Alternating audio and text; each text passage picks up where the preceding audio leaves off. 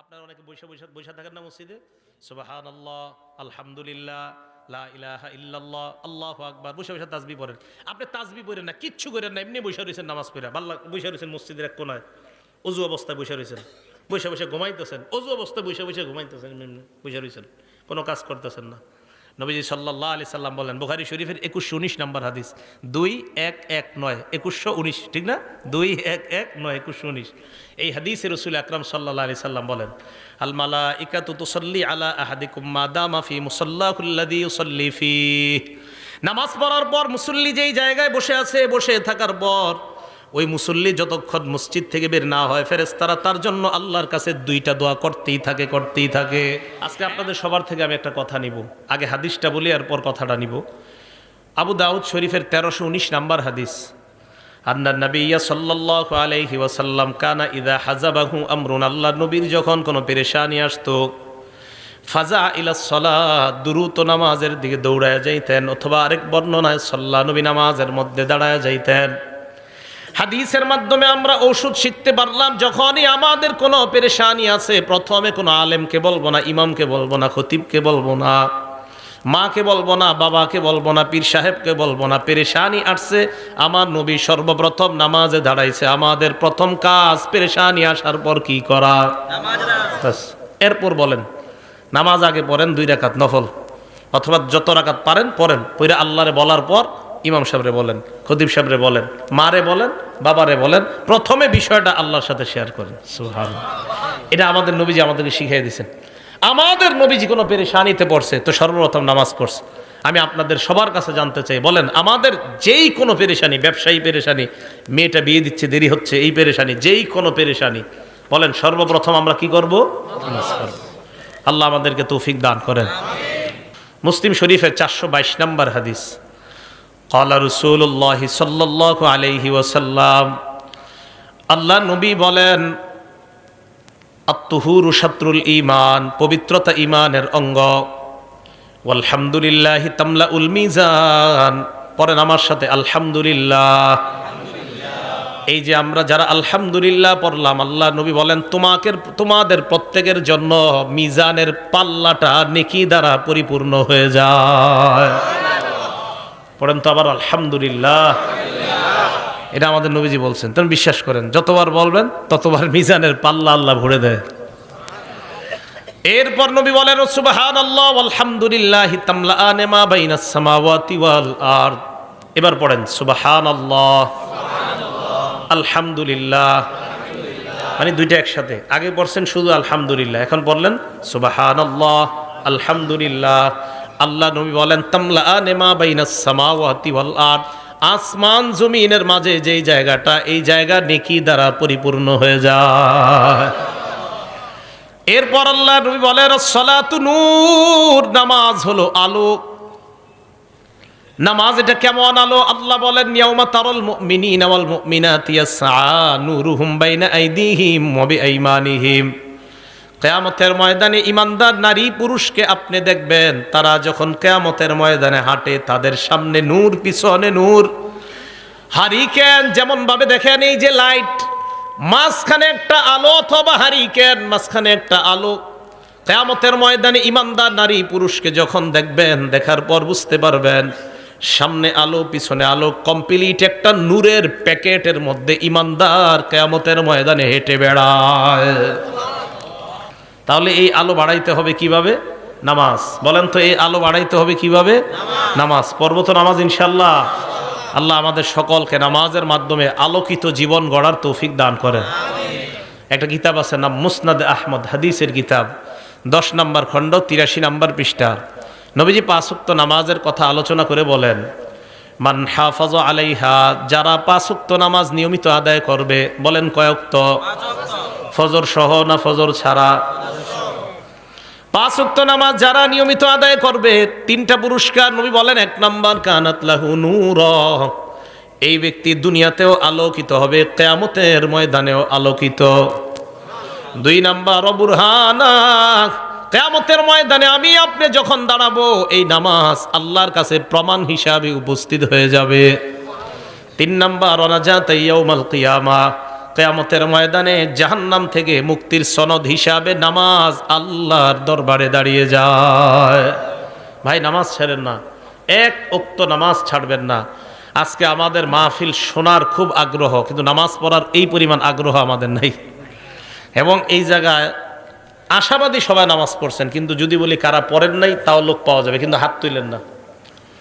কিন্তু দেখেন আমাদের দেশে সবচাইতে যে জিনিসটার আগ্রহ কম, সেটা হলো যত কাজ আছে সব আমরা আগ্রহী।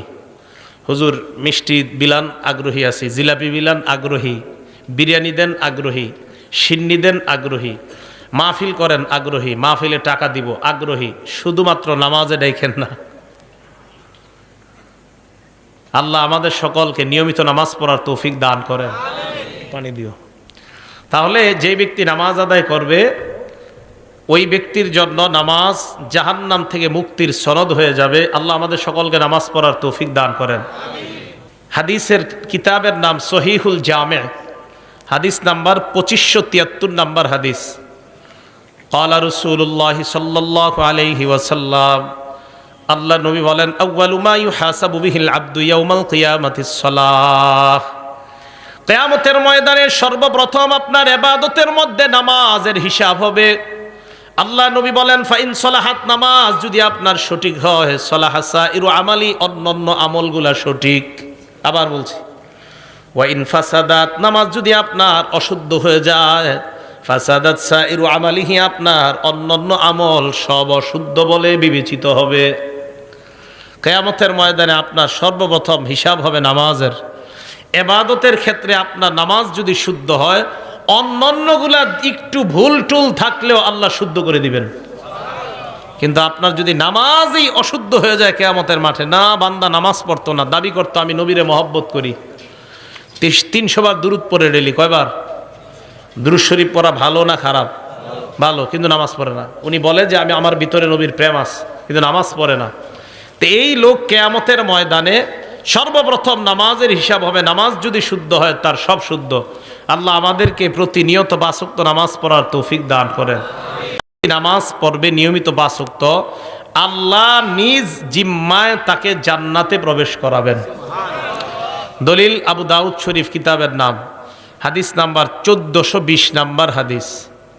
ক্বালা রাসূলুল্লাহ সাল্লাল্লাহু আলাইহি ওয়াসাল্লাম, আল্লাহ নবী বলেন, খামসু সালাওয়াত কাতাবাহুন্নাল্লাহু আলাল ইবাদ, 5 ওয়াক্ত নামাজ বান্দাদের উপর আল্লাহ ফরজ করেছেন।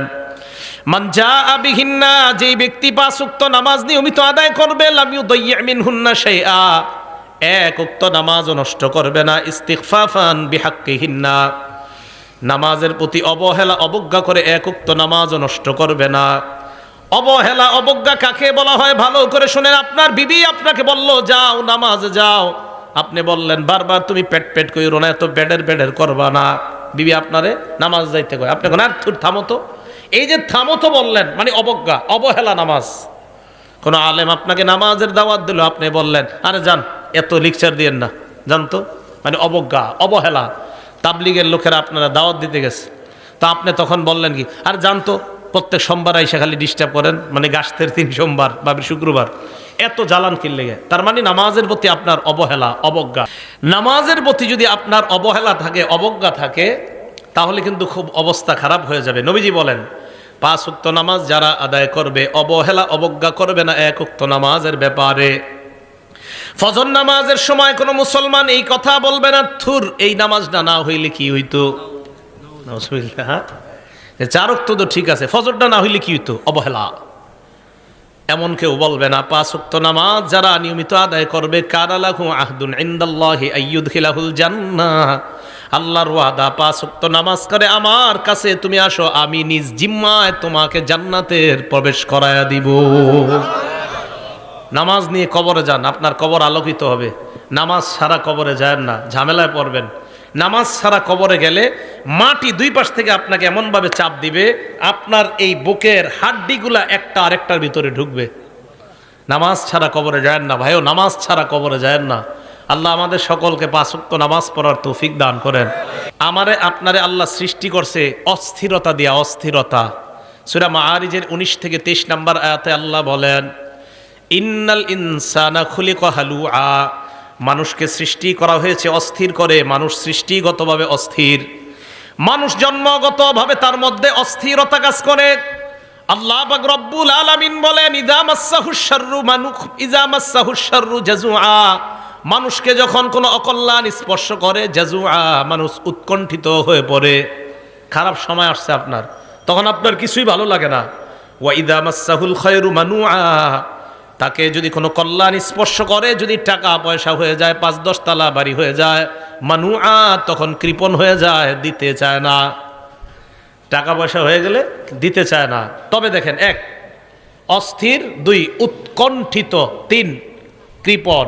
আল্লাহ বলেন ইল্লাল মুসাল্লিন আল্লাযীনা আলা সালাতিহিম দাঈমুন, যারা নিয়মিত নামাজ আদায় করে তাদের মাঝে এই ৩টা স্বভাব থাকবে না। নামাজি যদি টাকাওয়ালা হয়, নামাজি যদি অর্থওয়ালা হয়, নামাজি যদি টাকাওয়ালা কোটি কোটি টাকার মালিক হয়ে যায়, আল্লাহ বলেন তার মধ্যে অস্থিরতা কাজ করবে না, উৎকণ্ঠাভাব কাজ করবে না। যাকাত আদায় করলে কোনো ক্ষতি হওয়ার চিন্তা তার মধ্যে থাকবে না, কারণ সে নিয়মিত নামাজ পড়ে।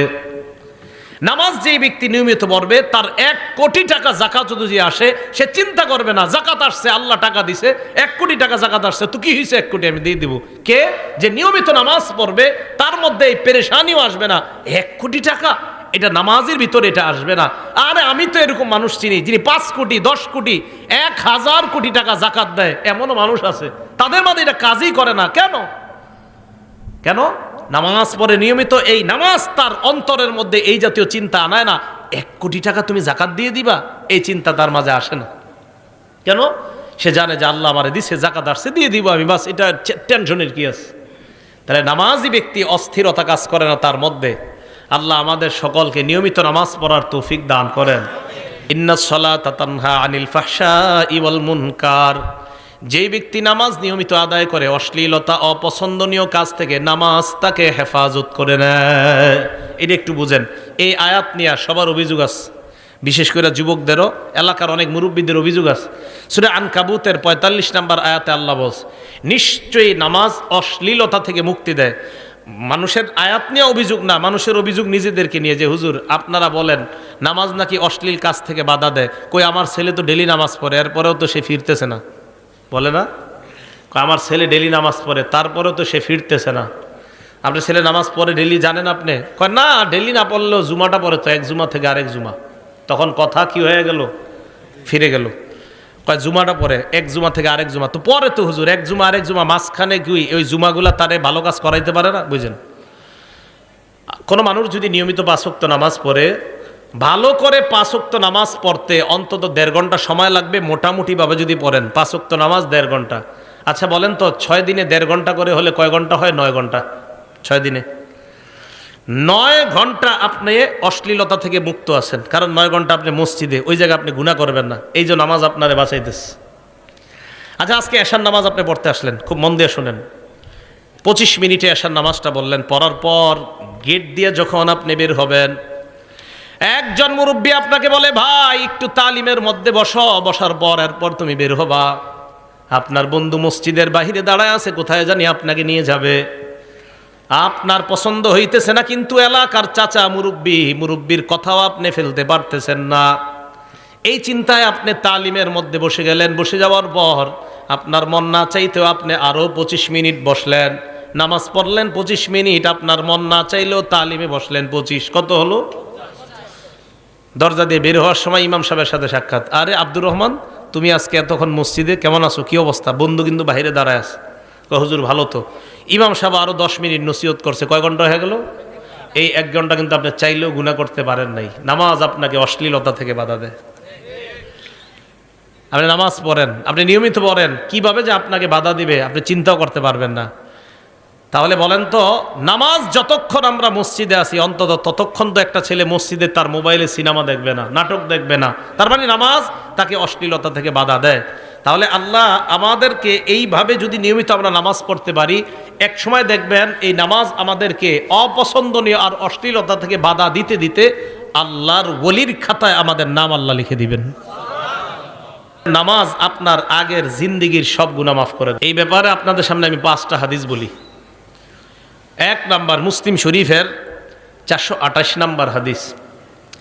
এই হাদিসে রাসূল আকরাম সাল্লাল্লাহু আলাইহি সাল্লামের সাহাবা উসমান গনি রাদিয়াল্লাহু তাআলা আনহুর গোলাম, উনি বলেন সামি'তু উসমান ইবনে আফফান রাদিয়াল্লাহু তাআলা আনহু ওয়া হুয়া বিফিনাইল মসজিদি ফাজাআহুল মুয়াজ্জিন ইনদাল আস।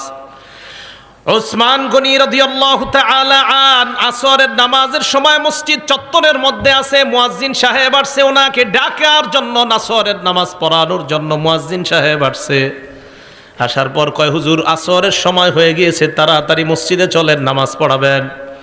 হযরতে উসমান ওযুর পানি আনলেন, আনার পর নামাজের জন্য ওযু করলেন, এরপর বললেন আমি তোমাদেরকে আল্লাহর কসম একটা হাদিস এখন শোনাবো। হযরতে উসমান বললেন ইন্নী সামি'তু রাসূলুল্লাহি সাল্লাল্লাহু আলাইহি ওয়াসাল্লাম ইয়াকুল, আল্লাহ নবীকে আমি বলতে শুনলাম, লা ইয়াতাওয়াদ্দাউ রাজুলুন মুসলিমুন, কোন মুসলমান যখন ওযু করে, ওযু করার পর ভালোভাবে ওযু করে, করার পর নামাজের মধ্যে দাঁড়ায়, ফাইসাল্লি সালাতা, নামাজ আদায় যখন করে, করার পর ইল্লা গফারাল্লাহু লাহু মা বাইনাহু ওয়া বাইনাল্লাতি তালিহা, নামাজ আদায় করতে দেরি, তার আগের গুনাহগুলা আল্লাহ মাফ করতে দেরি হয় না। ওযু সুন্দর মতো করে নামাজে দাঁড়াবেন, আল্লাহ আপনার গুনাহগুলা মাফ করে দেয়। মুসলিম শরীফের 431 নম্বর হাদিসে হযরত উসমান গনি আরেকটা বর্ণনা বলেন, মা মিন ইমরিইম মুসলিমিন, কোন মুসলমান যখন ইহসিনু ওযু আহা, সুন্দরভাবে ওযু করে, ফরজের নামাজ সময় হওয়ার পর, ফজর না ফরজ, ফজর না ফরজ, ফরজ নামাজ উপস্থিত হয়ে যাওয়ার পর, বলেন তো ফজর না ফরজ? তাহলে ফজর, জোহর, আসর, মাগরিব, এশা সবগুলা ফরজ নামাজ উপস্থিত হয়ে যাওয়ার পর সুন্দরভাবে ওযু করে, ওযু করার পর নামাজ পড়ে, রুকু সেজদা সুন্দরভাবে করে, তাহলে ব্যবসায়ী ব্যবসার মধ্যে দোকানে বসা, ফরজ নামাজের সময় হয়ে গেছে। চাকরিজীবী তার চাকরি স্থলে বসা, ফরজ নামাজের সময় হয়ে গেছে। আমি আপনি আমরা যার যার পেশার মধ্যে আমরা জড়িত, ওই সময় নামাজের সময় হয়ে গিয়েছে। কৃষক তার কৃষি কাজ করার সময়, জোহরের সময় হয়ে যায়, ফায়ুহসিনু উযুআহা, সুন্দরভাবে ওযু করে, ওযু করার পর নামাজ আদায় করে।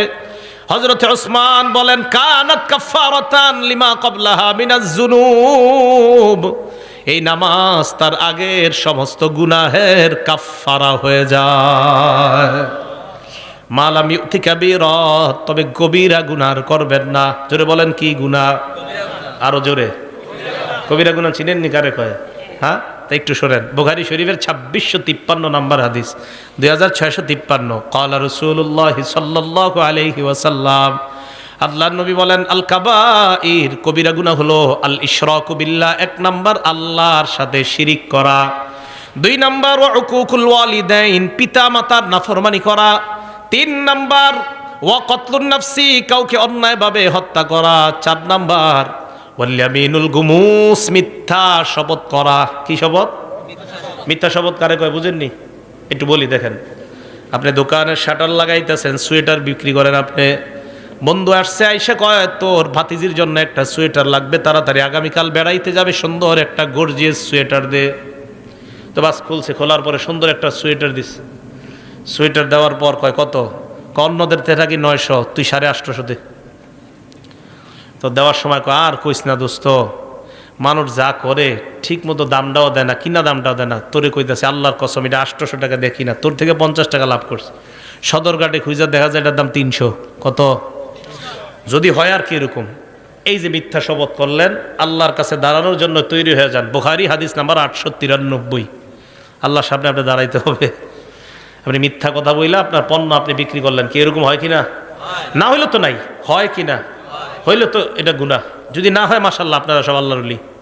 কিন্তু যদি এটা না হয়, বরং মিথ্যা কথা বইলা শপথ করে আপনি যদি পণ্য বিক্রি করেন, তা আল্লাহর সামনে দাঁড়ানোর জন্য প্রস্তুত হয়ে যান যে তুমি তোমার ইনকামটা কিভাবে করছো আমার একটু বলো। 4 নাম্বার মিথ্যা শপথ করা। 5 নাম্বার শাহাদাতুজ জুর, মিথ্যা সাক্ষী দেওয়া। মিথ্যা সাক্ষী এমন একটা সাক্ষী যেই সাক্ষীর মাধ্যমে অপরাধী হয়ে যায়, অপরাধী নিরপরাধ হয়ে যায়। 5টা কবিরা গুনার কথা আমরা জানলাম। এবার আপনাদের সামনে আমি 10টা এমন গুনাহের কথা বলবো, এর মধ্যে 7টা হলো গুনাহ, পরের 3টা, মোট 10টা, শেষের 3টা হলো এমন যে 3টা যদি না করেন গুনাহ। কিতাবের নাম মুসনাদে আহমদ, হাদিস নাম্বার 22075 নাম্বার হাদিসের বর্ণনা।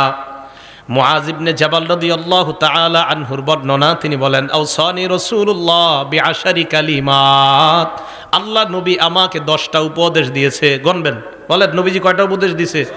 আমারে আপনারে সবাইরে কয়টা উপদেশ? 1 নাম্বার, লা তুশরিক বিল্লাহি শাইআ ওয়া ইন কুতিলতা ওয়া হুররিকতা, আল্লাহর সাথে শিরিক করবা না, যদিও তোমাকে হত্যা করা হয়, যদিও তোমাকে জ্বালিয়ে দেওয়া হয়। বলেন, হত্যা করা হয়, জ্বালিয়ে দেওয়া হয়, আল্লাহর সাথে কি করা যাবে না? আল্লাহর সাথে শিরিক চিনেননি কারে কয়? গরু জবাই করছেন, জবাই করার সময় বললেন আব্দুল কাদের জিলানীর নামে জবাই করলাম, এটা কি শিরিক? গরু জবাই করার সময় বললেন মুহাম্মাদুর রাসূলুল্লাহ সাল্লাল্লাহু আলাইহি ওয়াসাল্লামের নামে জবাই করলাম, শিরিক। কি বলেন তো? শিরিক। যেই শিরিক করে তার উপরে আল্লাহ পাক রব্বুল আলামিন অভিশাপ দেয়। মুসলিম শরীফ হাদিস নাম্বার 5018 নাম্বার হাদিস।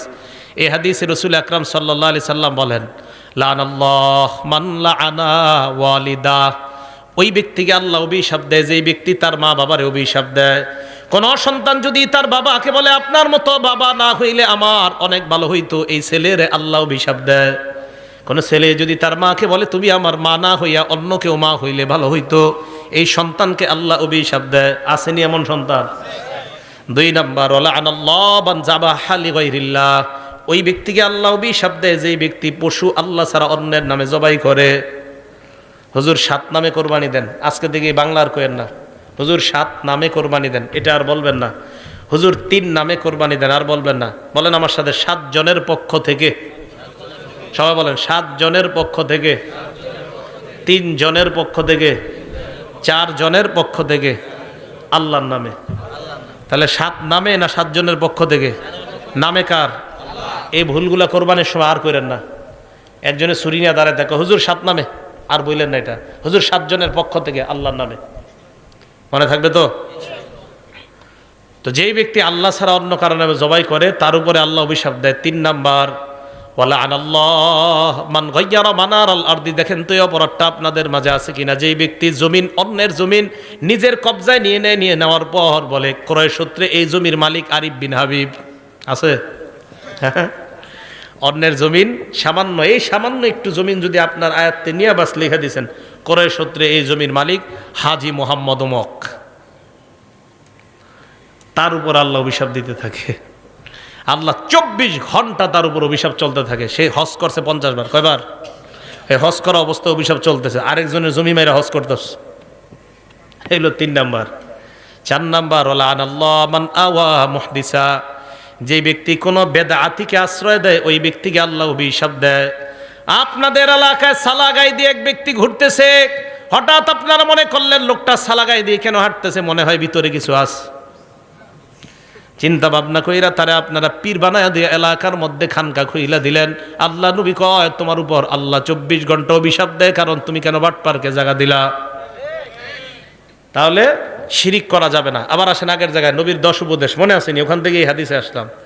1 নাম্বার, আল্লাহর সাথে শিরিক করবা না, যদিও তোমাকে হত্যা করা হয়, যদিও তোমাকে জ্বালিয়ে দেওয়া হয়। 2 নাম্বার, ওয়ালা তাআক্কান্না ওয়ালিদাইক ওয়া ইন আমারাকা আন তাখরুজা মিন মালিকা ওয়া আহলিকা, তোমার মা বাবা যদি তোমাকে সম্পদ থেকে আলাদা করে দেয়, তোমাকে যদি ত্যায্য করে দেয়, মা বাবার নাফরমানি করবা না। ঘর থেকে বের করে দিছে, সম্পদ থেকে বের করে দিছে, তুই পাবি না সম্পদ, এরপরেও মা বাবার সাথে নাফরমানি করা যাবে না। এখন মা বাবা বের করবে কি? ছেলে মা বাবারে বের করে দেয়। 2 নাম্বার, তোমার মা বাবা যদি তোমাকে সম্পদ থেকে বের করে দেয়, ত্যায্য করে দেয়, তাও তুমি তোমার মা বাবার কি করবা না? নাফরমানি করবা না। 3 নাম্বার, এই 3 নাম্বারটা শুনেন, ওয়ালা তাতরুকান্না সালাতান মাকতুবাতান মুতাআম্মিদা, বলেন ইচ্ছাকৃতভাবে, বলেন 1 ওয়াক্ত ফরজ নামাজ ছেড়ে দিবা না। নবীজি বলেন ইচ্ছাকৃতভাবে 1 ওয়াক্ত ফরজ নামাজ ছেড়ে দিবা না। ফাইন্না মান তারাকা সালাতান মাকতুবাতান মুতাআম্মিদান, কেউ যদি 1 ওয়াক্ত ফরজ নামাজ ইচ্ছাকৃতভাবে ছেড়ে দেয়, ফাকাদ বারিআত মিনহু জিম্মাতুল্লাহ, আল্লাহর জিম্মা তার থেকে উঠে যায়, ওই বান্দার দায়িত্ব আর আল্লাহ নেয় না। যা তোর যা মন চায় কর। 1 ওয়াক্ত ফরজ নামাজ যদি কেউ, সবাই মন দিয়ে শোনেন, 1 ওয়াক্ত ফরজ নামাজ যদি কেউ ইচ্ছাকৃতভাবে ছেড়ে দেয়, তার থেকে আল্লাহ জিম্মা উঠায় নেয়, তোমার যা মন চায় করো, আমি তোমার দায়িত্ব নিচ্ছি না। ভাই কথাটা খুব খুব খুব কঠিন কথা। বালিশে মাথা লাগায় চিন্তা করেন, 1 ওয়াক্ত নামাজ ইচ্ছাকৃতভাবে ছেড়ে দিলে আল্লাহ কষ্ট পায় আপনার উপরে, আল্লাহ রাগান্বিত হয়, যা তোর যেমন চায় কর। তুমি দুনিয়ার সব পারলা, আর আমার জন্য নামাজটা পড়ার সময় তোমার যত অজুহাত, আমার কাপড় ঠিক নাই, আমার এই কাজ আছে সেই কাজ আছে। মুসলমান দুনিয়ার সব করতে পারে, নামাজের সময় হাজারো অজুহাত দাঁড় করায়। তো নবীজি বলছেন এক ওয়াক্ত নামাজ যদি কেউ ইচ্ছাকৃতভাবে ছেড়ে দেয়, তার থেকে আল্লাহর যে একটা দায়িত্ব আছে এই বান্দার জন্য উঠে যায়। তো যেমন চায় কর। তাহলে 3 নাম্বার ওয়াদা করা যায় এক ওয়াক্ত নামাজ ইচ্ছাকৃতভাবে স্বেচ্ছায় সজ্ঞানে আর ছাড়বো না ইনশাআল্লাহ। আল্লাহ কবুল করেন। 4 নাম্বার আল্লাহ নবী বলেন ওয়ালা তাশরাবান্না খামরা, মদ পান করবা না, গাঁজা খাইবা না, চিপায় চুপায় ইয়াবা টানবা না। কি টানবা না? ইয়াবা, গাঁজা। চিপা চুপায় বৈশা গাঁজা টানা যাবে না, ইয়াবা টানা যাবে না, মদ পান করা যাবে না। ফাইন্নাহু রাসু কুল্লি ফাহিশা, মাদক সমস্ত অশ্লীলতার দরজা খুলে দেয়। 5 নাম্বার ইয়াকা ওয়াল মাসিয়া, গুনাহ থেকে বাঁচো, নাফরমানি থেকে বাঁচো। ফাইন্না বিল মাসিয়াতি হাল্লা সাখাতুল্লাহ, নাফরমানির মাধ্যমে আল্লাহর গজব দুনিয়াতে নেমে আসে। নাফরমানির কারণে আল্লাহর গজব দুনিয়াতে আসে। আমাদের বাংলাদেশের লোকেরা কি কয় জানেননি? আল্লাহ আপনি করোনা না, আরো বেশি কিছু দেন, এরপরে আমরা নাফরমানি ছাড়বো না। আরো ভয়ঙ্কর কিছু দেন, আপনি যা মন চায় দেন, নাফরমানি ছাড়বো না।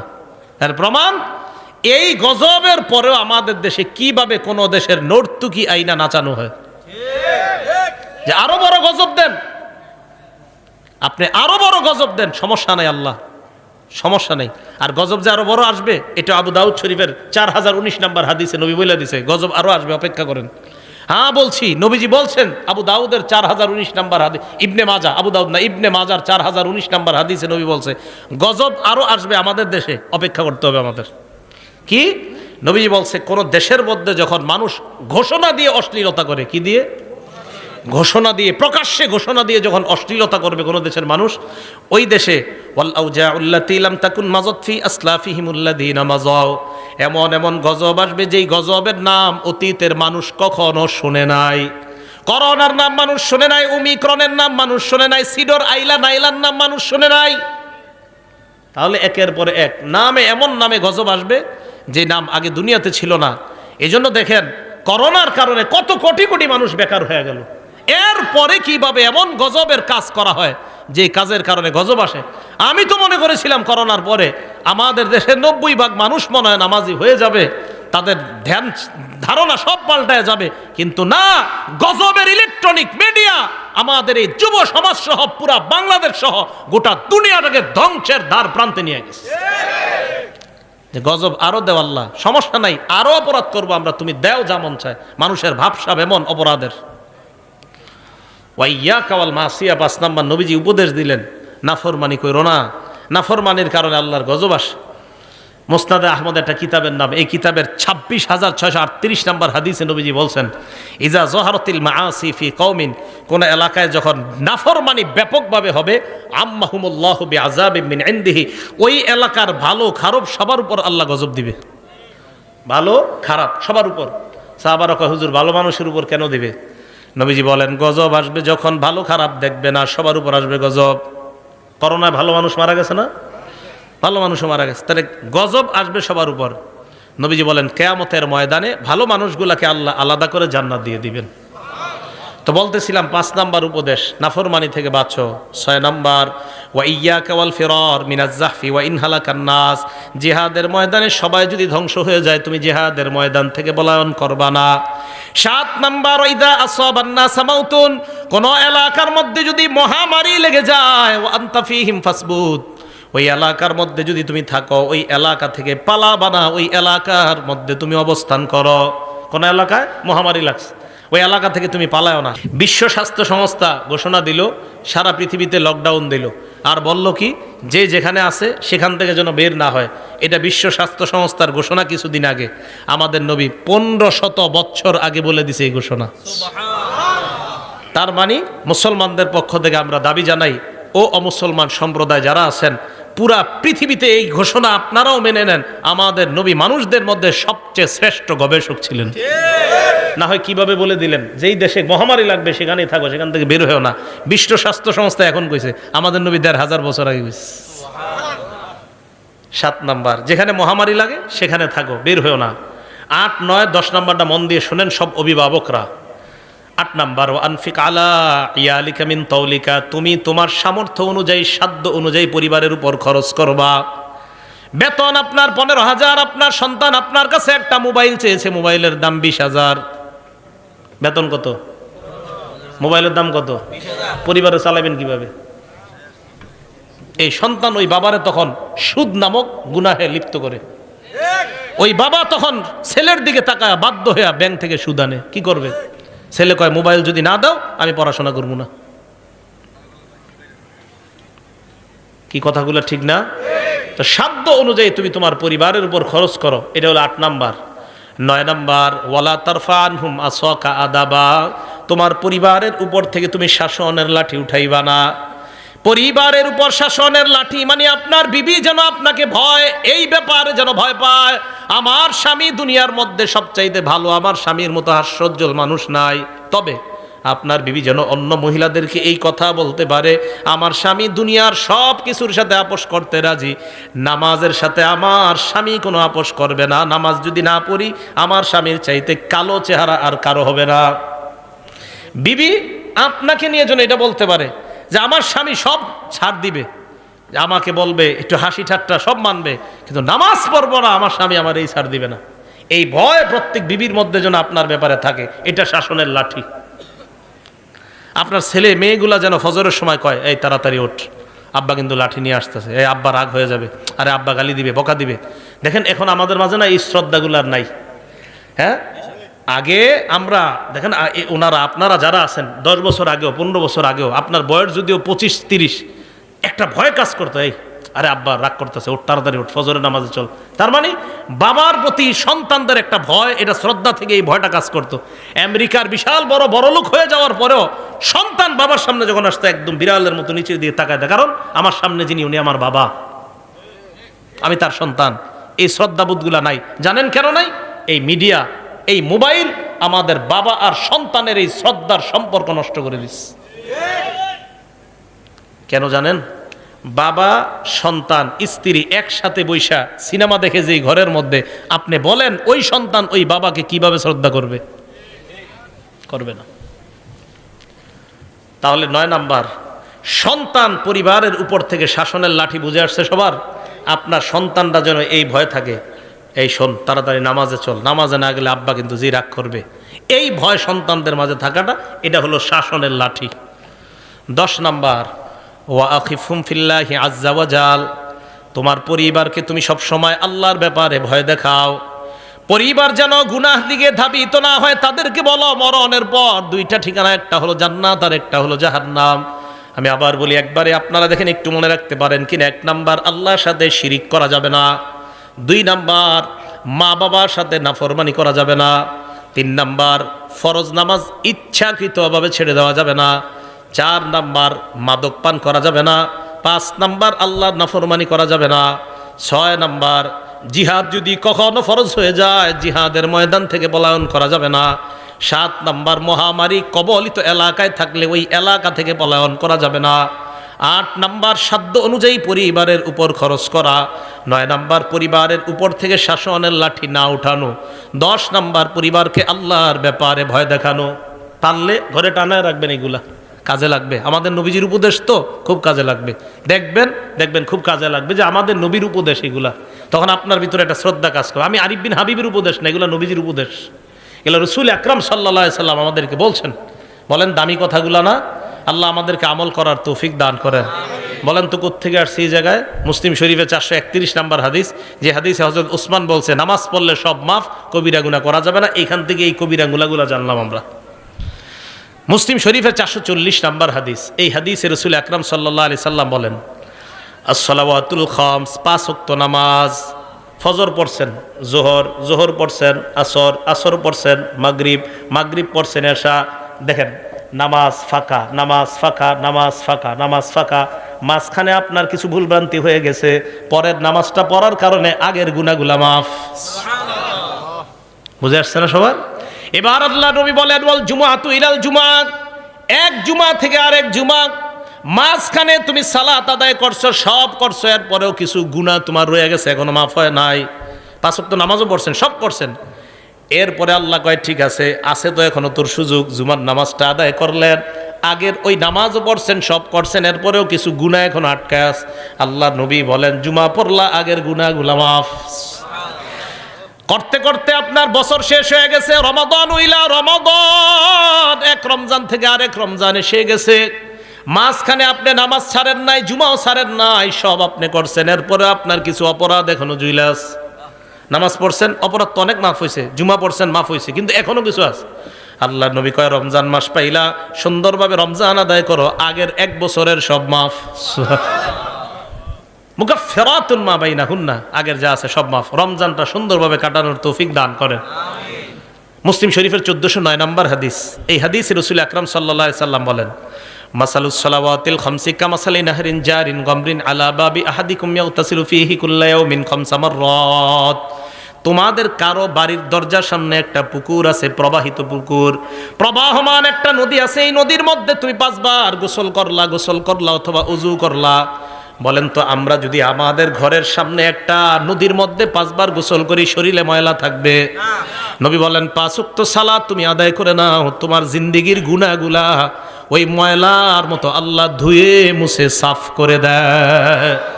আচ্ছা, আরেকটা বর্ণনা আপনাদের শোনাই। নাম ফাতহুল বারি, 4 নম্বর খণ্ড, 344 নম্বর পৃষ্ঠা। তবে এই ফাতহুল বারির লেখকের নাম ইবনে রজব। আব্দুল্লাহ ইবনে মাসউদ রাদিয়াল্লাহু তাআলা আনহু বলেন তাহতারিকুনা, গুনাহের আগুনে তোমরা জ্বলতেছো। ফাইদা সাল্লাইতুমুল ফাজরা, ফজর নামাজ যখন তুমি পড়লা, গসালাতহা, তোমার জিন্দেগীর এই গুনাহ নামক ছাইগুলা ফজরের নামাজ ধুয়ে মুছে সাফ করে দেয়। এবার কি করে দেখেন, সুম্মা তানামুনা, এরপর তোমরা ঘুমাইবা, ঘুমানোর পর ফালা ইউক্তাবু আলাইকুম হাত্তা তাস্তাইখিজুন, ঘুমানোর পর তোমরা ফজর নামাজের আগ পর্যন্ত ঘুমাইলা, উঠার পর ফজরের সালাত আদায় করলা, আর তোমার আমল নামায় কোনো গুনাহ লেখা হয় না। কেন লেখা হয় না জানুনি? তুমি এশা পড়লা, উইঠা আবার ফজর পড়লা, মাঝখানে ঘুমাইলা, এই ঘুমের মধ্যে তুমি কাটাইলা, আল্লাহ তোমাকে ইবাদতের মধ্যে গণ্য করে নেয়। এটা জানেননি আপনারা? ফজর নামাজ যদি জামাতে পড়তে পারেন তাহলে তো আরো ঘটনা। কি এশার নামাজ জামাতে পড়ছেন, ফজর নামাজও জামাতে পড়ছেন। বলেন এশা কিসে পড়ছেন?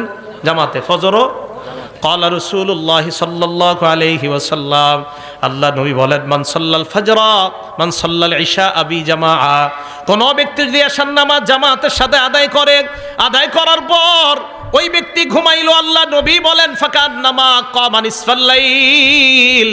হাত উঠানো দরকার নাই। আজকে যারা এশার নামাজ জামাতের সাথে আদায় করছেন, আপনারা একটু পরে ঘুমায় যাবেন। আল্লাহ নবী কয় এশার নামাজ জামাতে আদায় করছেন, অর্ধেক রাত দাঁড়ায় ইবাদত করলে যেই সওয়াব, আপনি ঘুমের মধ্যে ওই সওয়াব পেয়ে যাবেন। এরপর আপনি উঠা ফজরের নামাজ জামাতে আদায় করলেন, বলেন ইনশাআল্লাহ। আগামীকাল যদি আপনারা সবাই ফজরের নামাজটা জামাতে আদায় করেন, নবী বলেন ফাকাদ নামাজ সাল্লাল লাইলা কুল্লাহ, সারা রাত নামাজের সওয়াব পেয়ে যাবেন। মুসলিম শরীফের হাদিস, 1377 নম্বর হাদিস। তাহলে নামাজ যদি আমরা পড়ি, এশা পড়ে যদি ঘুমাই, আর উঠা যদি ফজর পড়ি, বলেন ঘুমও ইবাদতে গণ্য করে নেবেন কে? আল্লাহ। কি পড়বো তো ইনশাআল্লাহ। নামাজ পড়লে আমার আপনার মর্যাদা আল্লাহ বাড়ায় দেয়। মুসলিম শরীফের 480 নম্বর হাদিস। নবীজির গোলাম সাওবান রাদিয়াল্লাহু তাআলা আনহুর কাছে এক ব্যক্তি আসছে। আসার পর প্রশ্ন করলেন, আমাকে এমন একটা আমলের ব্যাপারে বলো যে আমলটা করলে আমাকে আল্লাহ জান্নাত দিবেন। 3 বার এই প্রশ্ন করছে। 3 বার এই প্রশ্ন করার পর নবীজির গোলাম বললেন সালতু আন যালিকান নবিয়্য সাল্লাল্লাহু আলাইহি ওয়াসাল্লাম, আমি আল্লাহ নবীকে এই প্রশ্নটা করেছিলাম মর্যাদা কিভাবে বাড়ে। নবীজি জবাব দিলেন আলাইকা বিকাসরাতিস সুজুদ, তুমি বেশি বেশি সিজদা দিবা। নামাজ যত পড়বা তত তোমার সিজদা হবে। ফাইন্নাকা লা তাসজুদু লিল্লাহি সাজদা, আপনি যখন একটা সিজদা দেন, ইল্লা রাফাকাল্লাহু বিহা দারাজা, এই এক সিজদায় আপনার মর্যাদা বেড়ে যায়। আবার সিজদা দিলেন আপনার গুনাহ মাফ হয়ে যায়। এক সিজদা দিলে মর্যাদাও বাড়ে, গুনাহ মাফ হয়। আরেক সিজদা দিবেন, আবার মর্যাদা বাড়ে, আবার গুনাহ মাফ হয়। এবার আপনাদের কাছে আমি জানতে চাই, নবীর কাছাকাছি জান্নাতে কারা থাকতে চান? আসলে থাকতে চান? হাত নামান। নবীজির সাহাবা নাম মনে রাখবেন, রবিআ ইবনে কাব। বলেন কি নাম? রবিআ ইবনে কাব বলেন কুনতু আবি তুমা রাসূলিল্লাহি সাল্লাল্লাহু আলাইহি ওয়াসাল্লাম, আল্লাহ নবীর সাথে আমি রাত্রি যাপন করলাম। রাতের বেলা আল্লাহ নবীর ওযুর পানি আমি এনে দিলাম, আর নবীর প্রয়োজনীয় জিনিসগুলো আমি এনে দিলাম। নবীকে আমি অজুর পানি দেওয়ার পর আল্লাহ নবী আমাকে বললেন সাল, এই মেয়ে আমার কাছে কিছু চাও। সাহাবা বলেন নবীজি আমারে বললেন আমার কাছে কিছু চাও, যা চাইবা তাই দিমু, চাও। সুবহানাল্লাহ। আচ্ছা আমি আর আপনি হইলে কি চাইতাম বলেন তো? আপনাদের কথা কি, আমি হইলে মনে করতাম যে একটা বাড়ি টাড়ির ব্যবস্থা করে দেন, এরকমই। দেখেন আমাদের নবীজি সাহাবা কত বুদ্ধিমান। উনি বললেন ইয়া রাসূলুল্লাহ ইন্নী আসআলুকা মুরাফাকাতাকা ফিল জান্নাহ, আমি জান্নাতে আপনার সাথে থাকতে চাই। হয় তুমি কি কও? কয় যে এটাই চাই। নবীজি কয় আওয়া গায়রা জালিকা, এছাড়া আর কিছু চাও না? কয় না, এটাই চাই, আমি জান্নাতে আপনার সাথে থাকতে চাই। নবীজি বললেন ফাআইন্নী আলা নাফসিকা বিকাসরাতিস সুজুদ, তাহলে বেশি বেশি সিজদা করো, নামাজ পড়ো, যত বেশি নামাজ পড়বা জান্নাতে আমার তত কাছে থাকবা। তাহলে আশেক রাসূল পাওয়া গেল। নামাজ পড়লে আশেক রাসূল, নামাজ বেশি পড়লে তাকে আশেক রাসূল বলা হবে। আবার বলছি, যে যত বেশি নামাজ পড়বে সে তত বেশি নবীকে মহব্বত করবে। যে যত বেশি নামাজ পড়বে সে দাবি করতে পারবে আমি তত বেশি আশেক রাসূল। আর যে নামাজ পড়বে না, নামাজ না পড়ে শুধুমাত্র লাফায় আর চিল্লাচিল্লি করে আর দাবি করে আমি নবীকে মহব্বত করি, সে আশেক রাসূল না আশেকে শয়তান। নামাজ পড়তে হবে, নামাজ ছাড়া যাবে না। আপনি চিন্তা করেন একদিনও নামাজ পড়ে না, বছরে একটা অনুষ্ঠান করে লাফায় আর আমার ভিতরে নবীর প্রেম আছে। আরে তাহলে বলেন তো আশেক রাসূল কি নামাজ ছেড়ে দিলে হবে না নামাজ পড়লে? নবীজির কাছে থাকা যাবে নামাজ ছাড়লে না পড়লে? আমি এটা যে মানে আমার মন চাই এই হাদিসটা আমি পুরো বাংলাদেশের ঘরে ঘরে গিয়ে বলি যে নামাজ পড়লে আশেক রাসূল হয়, নামাজ না পড়লে হয় না। এই যে নবী বলছেন মুসলিম শরীফের 481 নম্বর হাদিসে নবী বলছেন যে তুমি যত সেজদা করবা জান্নাতে আমার তত কাছে থাকবা। আমি আপনি বলতেছি না নবীর প্রেম যত থাকবে তত জান্নাতে, নামাজ পড়ি আর না পড়ি নাউজুবিল্লাহ। আমার নবী কয় না, যত বেশি নামাজ পড়বা তত বেশি তোমার মাঝে আমার মহব্বত পয়দা হবে আর তুমি তত কাছে আমার জান্নাতে থাকবা। নবী বলে একটা, আমি আপনি স্লোগান দিয়ে আরেকটা, কিভাবে হবে? আপনারা আজকে এশার নামাজে হাইটা হাইটা মসজিদে গেছেন কারা? দেখি এইবার হাত তোলেন, সমস্যা নেই। হাইটা হাইটা গেছেন না মসজিদে? হাত নামান। হাইটা যারা মসজিদে গেছেন, মুসলিম শরীফের 1407 নম্বর হাদিস, ক্বালা রাসূলুল্লাহ সাল্লাল্লাহু আলাইহি ওয়াসাল্লাম, আল্লাহ নবী বলেন মান তাতাহহারা ফি বাইতিহি, যেই ব্যক্তি ঘরে ওযু করে, তাহলে একটা সুন্নাত যদি পারেন পালন করেন, পারেন যদি ওযুটা ঘরে করবেন। করার পর এরপর আপনি ঘর থেকে বের হলেন, এই যে দরজা দিয়ে এই যে বাহিরে পাটা রাখছেন, মসজিদে যাবেন। কানাত খতওয়াতা, আপনার দুই পা দুই ভাগ হবে আল্লাহর কাছে। কিভাবে? প্রথম আপনি পাটা রাখলেন, তাহুত্তু খতিয়া, পা রাখার সাথে সাথে আপনার গুনাহ মাফ। এরপর আল উখরা তারফাউ দরজা, আরেকটা পা রাখলেন আপনার মর্যাদা বাড়ছে। তাহলে নামাজের দিকে যদি আপনি যান, সুম্মা মাশা ইলা বাইতিম মিন বুয়ুতিল্লাহ, আপনি যদি ওযু করার পর আল্লাহর কোনো ঘরের দিকে রওনা করেন, এক পা ফালাইবেন গুনাহ মাফ, আর এক পা ফালাইবেন মর্যাদা বেড়ে যায়। তাহলে যত বেশি হাইটা মসজিদে যাবেন তত সওয়াব। এক সাহাবা অনেক দূর থেকে মসজিদে আসতো, অন্যান্য সাহাবারা কয় মিয়া তুমি একটা বাহন কিনতে পারো না, বাহন দিয়ে আসবা। কয় না, নবীজি বলছে যত হাইটে আসবো তত সওয়াব, তাই আমি বাহন কিনি না। কয় মিয়া তুমি মসজিদের আশেপাশে ঘরটা বানাইতে পারো না? কয় না, নবী বলছে যত দূর থেকে আসবো তত বেশি সওয়াব। মসজিদে সকাল সন্ধ্যা কয়বার যাই আমরা? বলেন কয়বার যাই? 5 বার। বুখারী শরীফের 662 কত হয়? 600। আমি আবার এটা করাই প্রত্যেক মাহফিলে। এটি বলাই কেন জানে? চা স্টলের সামনে আমরা গিবত শেখাত না করে এমনি কমু। হুজুর কালকে 662 কইছে, কয় কি? কয় বুখারী শরীফের 662 নাম্বার। মানে আমি চাইতেছি আমাদের মুসলমানদের কথাবার্তাগুলো এরকম হয়ে যাক। চা স্টলের সামনে বৈশা গিবত শেখায়তের পরিবর্তে এগুলা হোক যে বুখারী শরীফের হুজুর শিখাইছে 3-3-3-1 3331 নাম্বার হাদিস। কই জায়গায় কি কইছে? কই জায়গায় বলছে ইস্তাউসু বিন নিসা, মহিলাদেরকে খালি ওয়াজ করো, পিটায়ও না, খালি ওয়াজ করো, ওয়াজ করো। সুবহানাল্লাহ। আবু দাউদ শরীফের 3-3-1 3331 নাম্বার হাদিস। কইতে সুন্দর লাগে না কথাগুলা? ওইখানে আবার কি কইছে? কই জায়গায় বলছে এমন একটা সময় আসবে যে সময় সবাই মিছিল দিয়া সুদ খাবে, কেউ বাকি থাকবে না।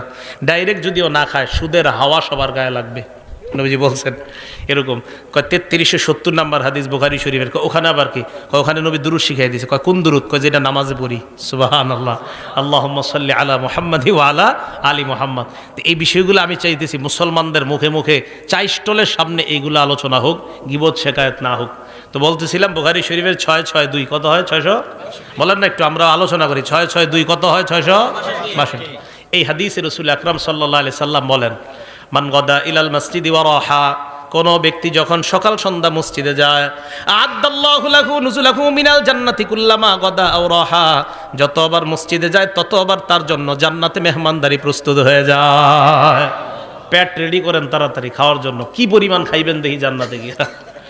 যতবার মসজিদে যাবেন ততবার মেহমানদারি। তাহলে আমরা যতবার মসজিদে যাচ্ছি চিন্তা করেন কি পরিমাণ খানা আল্লাহ আমাদের জন্য রেডি করে রাখছে। আচ্ছা, নামাজ পড়ার পর আপনারা অনেকে বসে থাকেন না মসজিদে? সুবহানাল্লাহ, আলহামদুলিল্লাহ, লা ইলাহা ইল্লাল্লাহ, আল্লাহু আকবার, বসে বসে তাসবিহ পড়েন। আপনি তাসবিহ পড়েন না, কিচ্ছু করেন না, এমনি বসে রয়েছেন নামাজ পড়ে। আল্লাহ বসে রয়েছেন মসজিদের এক কোনায়, অজু অবস্থায় বসে রয়েছেন, বসে বসে ঘুমাইতেছেন, অজু অবস্থায় বসে বসে ঘুমাইতেছেন, এমনি বসে রয়েছেন, কোনো কাজ করতেছেন না। নবীজি সাল্লাল্লাহু আলাইহি সাল্লাম বলেন, বুখারী শরীফের 2119 নম্বর হাদিস, 2119, 2119, ঠিক না? 2119, 2119। এই হাদিসে রাসূল আকরাম সাল্লাল্লাহু আলাইহি সাল্লাম বলেন, আল মালাইকাতু তুসাল্লি আলা আহাদিকুম মা দামা ফি মুসাল্লাহুল্লাযী ইউসাল্লি ফীহ। নামাজ পড়ার পর মুসল্লি যেই জায়গায় বসে আছে, বসে থাকার পর ওই মুসল্লি যতক্ষণ মসজিদ থেকে বের না হয়, ফেরেশতারা তার জন্য আল্লাহর কাছে দুইটা দোয়া করতেই থাকে। এক নাম্বার ফেরেশতারা বলে, আল্লাহুম্মা সাল্লি আলাইহি, মাবুদ তুমি এই বান্দার উপর শান্তি নাজিল করো। মাবুদ গো, বেচারা পেরেশানি হয়ে মসজিদে বসে আছে, আল্লাহ আমরা ফেরেশতারা বলতেছি তারে তুমি শান্তি দিয়ে দাও। ভাই কিভাবে বুঝাবো আপনাদেরকে? আপনি পেরেশান হয়ে মসজিদে গিয়ে বসে রয়েছেন, ফেরেশতারা আল্লাহ রেখে আল্লাহ তারে শান্তি দাও। সুবহানাল্লাহ। দুই নাম্বার, আল্লাহুম্মা আরহামহু, আল্লাহ তুমি তাকে তোমার রহমতের চাদর দ্বারা ঢেকে নাও। দোয়া দুইটা সুন্দর না? তাহলে অস্থির কাজ করতেছে, পেরেশানিতে আছেন, মসজিদে নামাজ পড়ে একটু বসে থাকেন, আর মনে মনে ভাববেন যে হুজুরে বুখারী শরীফের দলিল দিয়ে বলছে আমি মসজিদে যতক্ষণ বসে থাকবো আমার পেরেশানি দূর হওয়ার জন্য ফেরেশতারা দোয়া করবে। মসজিদে যায় দেখছেন আপনাদের এলাকায় জোহর কয়টায়? 1:30 না 1:01? আচ্ছা 1:01 ধরে নিই আমরা। মসজিদে গেছেন, আপনি যাওয়ার পরে সুন্নত পড়ে দেখতেছেন 20 মিনিট বাকি আছে, বসে রয়েছেন, কোনো কাজ নেই। এই যে আপনি বসে রয়েছেন, আরো 20 মিনিট বসে থাকবেন, আপনি এমনি বসে রয়েছেন, অটোমেটিক গাছের পাতার মতো আপনার ঘুণা জোরে পড়তেছে। দলিল মুসলিম শরীফের 475 নম্বর হাদিস, ক্বালা রাসূলুল্লাহ সাল্লাল্লাহু আলাইহি ওয়াসাল্লাম, আল্লাহ নবী বলেন, আমি কি তোমাদেরকে এমন 3টা আমলের কথা বলবো না যেই 3টা আমল করলেই তোমাদের গুনাহ অটোমেটিক মাফ হইতে থাকে? এক নাম্বার, ইসবাগুল ওযুই আলাল মাকারিহ, তুমি অপছন্দ মানে কষ্ট হইতেছে অজু করতে, কষ্ট, এরপরেও তুমি অজু করতে কষ্ট হইতেছে, এরপরেও অজু করতে কষ্ট হয়, মনে করেন এই জায়গায় একটু সমস্যা আছে, তো আপনি আস্তে ধীরে অজু করতেছেন, কষ্ট। এক নাম্বার কষ্ট হইল অজু করা। 2 নাম্বার, কাসরাতুল খুতা ইলাল মাসাজিদ, হাইটা বেশি বেশি মসজিদে যাওয়া। 3 নাম্বার, ইন্তিজারুস সালাতি বাদাস সালাহ, নামাজের অপেক্ষায় বসে থাকা। এই 3টা আমল তোমরা করতেছো, গাছের পাতার মতো গুনাহ জড়ে পড়ে যায়। এই জায়গায় গাছের পাতা শব্দটা নাই, এখানে আসছে গুনাহ জড়ে পড়ে। আরেক হাদিসে আসছে নবীজি সাল্লাল্লাহু আলাইহি সাল্লাম বের হইতেছে, সাহাবা তাকায় রইছে, তো মাথায় লাইগা গাছের পাতা ঝরে পড়তেছে, তাকায় রইছে। নবীজি বলেন, কি ব্যাপার, আশ্চর্য হইতেছো, গাছের পাতা পড়তেছে? এই গাছের পাতাগুলা যেইভাবে পড়ে নামাজ পড়বা, এইভাবে তোমার গুনাহগুলা ঝরে পড়েছে। মসজিদে গিয়া অপেক্ষা করলেও কোনো লস নাই, কিন্তু আপনারা কি করেন জানেন? 1:01টার সময় যদি 1:16 বাজে যায় অথবা 17, ইমাম সাহেব আসে না, সবাই একসাথে মিছিল দিয়া, হুজুর আসে না কেন? হুজুর আসে না কেন? এখন থেকে আর এটা করবেন না। কেন? যে হুজুর আসতে 2 মিনিট দেরি হইলে আমার লাভ, 2 মিনিট আরো গুনাহ ঝরবে। ঠিক আছে না? আবু দাউদ শরীফের 558 নম্বর হাদিস, নবী সাল্লাল্লাহু আলাইহি সাল্লাম বলেন, ঘর থেকে যারা উজু করে বের হয়ে মসজিদে আসবেন, আসার পর নামাজে দাঁড়াইলেন, আজরুহু কাজরিল হাজিল মুহরিম, ইহরাম বাঁধা অবস্থায় হাজী সাহেব হজ করলে যে সওয়াব, আপনি ওই সওয়াব পাবেন। নামাজে গেলে আপনি দেখেন কত পরিমাণ সওয়াব, হজের সওয়াব, নামাজে গেলে গুনাহ মাফের সওয়াব, নামাজে গেলে মর্যাদা বাড়ার সওয়াব, নামাজে গেলে নবীর কাছে জান্নাতে থাকার ফজিলত। আর কি চান? মানুষ বুঝে না, মানুষ দুনিয়ার সব করে নামাজ ছাড়া। বিশ্বাস করেন আমাদের সব সুন্দর নামাজ ছাড়া। আমরা যারা নামাজ পড়িও নামাজটা সুন্দর হয় না আমাদের। আমি আপনাদেরকে বলছি বুখারী শরীফের 757 নম্বর হাদিস দিয়া, নামাজটা যেন খুব ধীরস্থিরতার সাথে সুন্দরভাবে হয়। হবে না ইনশাআল্লাহ? অনেক সময় হয়ে গেল। এটা কিতাব আছে আল জামিউস সগীর বা সহিহুল জামে 445 নম্বর হাদিস। এই হাদিস আসছে, দেখেন কি মজার হাদিস। আপনারা যারা মসজিদে নামাজ পড়তে যান, যাওয়ার পর এরপরে বাসায় ফিরে আসার আগ পর্যন্ত কানাফিস সলাতি হাত্তা ইয়ারজিআ, বাসায় ফিরে আসার আগ পর্যন্ত ওই ব্যক্তি নামাজে থাকলে যে সওয়াব, বাসায় যাওয়ার আগ পর্যন্ত অন্য গুনাহ করেন না, এদিক সেদিক টিভিতে দাঁড়ায়েন না, নামাজে গেছেন আবার বাসায় চলে গেছেন, আল্লাহ আপনাকে বাসায় যাওয়ার আগ পর্যন্ত সওয়াব দিতেই থাকে। লস আছে নাই? আল্লাহ পাক রব্বুল আলামিন যে কথাগুলো শুনলাম বললাম আমাদেরকে আমল করার তৌফিক দান করেন।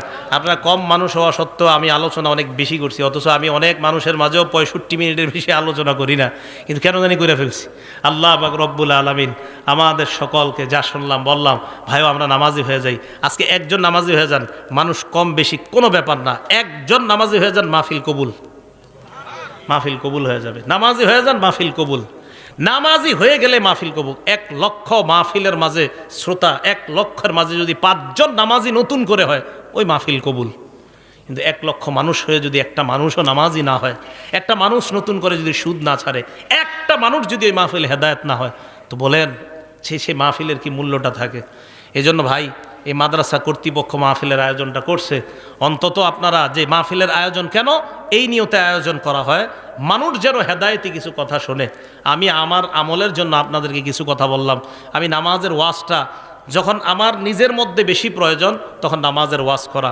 আমরা যারা সফর করি, সফরের মাঝে দেখা যায় আমাদের নামাজ একটু দেরি হয়ে যায়, কষ্ট লাগে, আহারে অনেক সময় জ্যামে পড়ে থাকার কারণে তখন দেখা যায় জামাতে নামাজ পড়া হয় না। কত নিয়ত করছি আজকে এশার নামাজটা জামাতে পড়বো, বিশ্বাস করেন এক জায়গায় দাঁড়াইছি, দাঁড়ানোর পর দেখলাম নামাজটা শেষ হয়ে গেছে।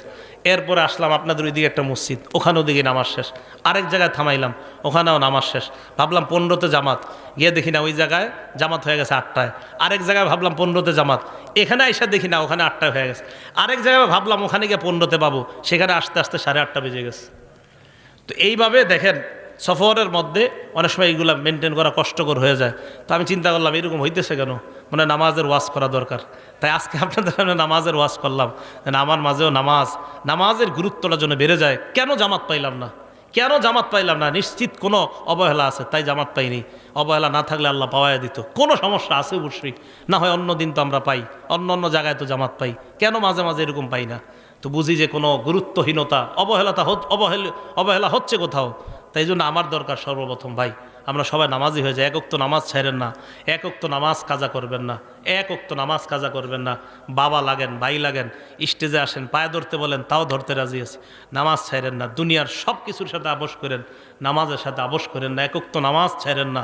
বিশ্বাস করেন, নামাজ যদি আপনি ছেড়ে দেন, আল্লাহ আপনি নামাজ ছেড়ে দিলে আর কবে আপনি আল্লাহরে রাজি করবেন বলেন? আপনি আল্লাহ, যে আল্লাহ আপনারে বানাইলো, আল্লাহ বললেন 5 ওয়াক্ত নামাজ। দেখেন তাবলিগওয়ালা সাথী ভাইয়েরা দাওয়াত দিতে গেলেই বলে, কয় লুঙ্গির একটু সমস্যা আছে, আপনি যান পরে আসতেছে। 7 দিন দাওয়াত দেয়, তাও একই কথা বলে পরে আসতেছে। সব কিছু তার রেডি আছে। একটু ভাবেন তো, আপনারা যদি গিয়ে বলতো 1 প্যাকেট বিরিয়ানি দেওয়া হবে, কেউ হাসবেন না। আপনাকে নামাজের কথাটা বললে আপনি বলেন একটু পরে আসতেছে। আপনি একটু সত্যি করে বলেন যে আপনাকে একটা বিরিয়ানির কথা যদি বলতো, কাচ্চি দেওয়া হবে 1 প্লেট, ঠিকই আপনি চলে আসতেন। তাহলে আপনি 1 প্যাকেট কাচ্চির কাছে আপনারা নিজে আনতে পারেন। তো আল্লাহ বলতেছে একটু নামাজে আসো, তখন আপনি কত অজুহাত দাঁড় করান, ভাই একটু দোকানে থাকতে হবে, হুজুর এই সমস্যা আছে, সেই সমস্যা। আজকে থেকে একটা নিয়ত করে ফেলেন, পৃথিবীর সব জায়গায় অজুহাত দাঁড় করালেও নামাজের ক্ষেত্রে কোনো অজুহাত দাঁড় করাবো না, ঠিক আছে না ইনশাল্লাহ? এখন কথা হলো, আজকে তো ওয়াজ করে চলে গেলাম, আপনাদের মাঝে এগুলো থাকবে কিভাবে? মসজিদে নিজেদের মধ্যে নামাজের আলোচনা বেশি করবেন। নিজেদের মাঝে যখন নামাজের আলোচনা বেশি হবে, চা দোকানের সামনে নামাজের আলোচনা বেশি হবে, ক্ষেতের পাশে 2 জন দাঁড়ায় গল্প করতেছেন, যখন নামাজের আলোচনা বেশি হবে, দেখবেন যেই জিনিস আপনার মাঝে কম আমলের ক্ষেত্রে ওইটার আলোচনা বাড়াইয়া দিবেন, আমল শুরু হয়ে যাবে ইনশাআল্লাহ। তো দেখবেন যদি যে আমার মাঝে মনে নামাজের গুরুত্ব একটু কম, তখন নামাজের আলোচনা বেশি আরেকজনের সাথে করবেন। আসেন মুরব্বী, একটু নামাজের ব্যাপারে আপনি আমারে কিছু শিখান, আমি আপনারে কিছু শিখাই। তো দেখবেন নতুন করে নামাজের প্রতি আবার জজবা তৈরি হইতেছে। আল্লাহ পাক রব্বুল আলামিন আমাদের সকলকে, এলাকার নারী পুরুষ সকলকে আল্লাহ 5 ওয়াক্ত নামাজ সময় মতো যেন পড়তে পারে আল্লাহ তৌফিক দান করেন। আমিন। ওয়া আখিরু দাওয়ানা আনিল হামদুলিল্লাহ।